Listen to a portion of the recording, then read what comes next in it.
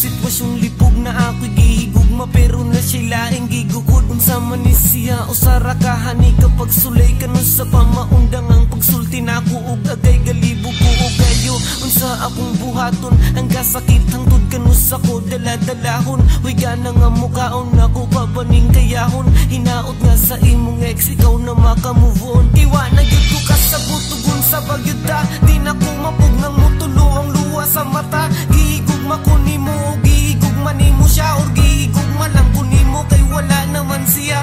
Lisod yun nga dawaton pero mo'y kamatuoran nga ang ako ang pangalan kaduara simong dugan, pero di ko mo surrender ako ning agwantahon. Hangtod nga kau makamata sa saktong oras ug sa saktong panahon.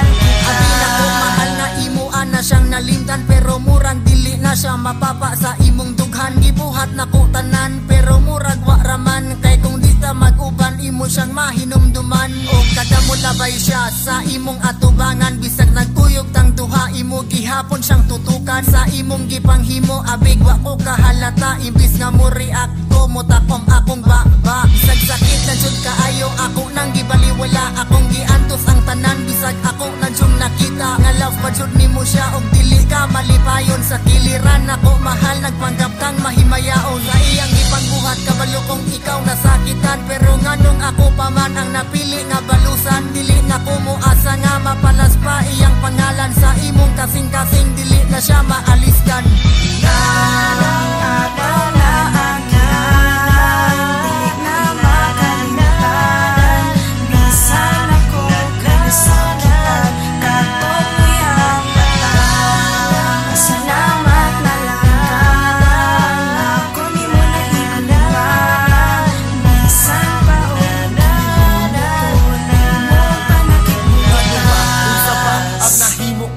Ngano ba sa ako akalit ka lang ni biya? Unsa may mga hinungdan sa imong pagtalikod, kinabuhing way hinungdan mura nagabagood. Nganong wa nimo gisulti ka nako samtang sayo, nganong imong gipatuo sa gugmang walay ayo.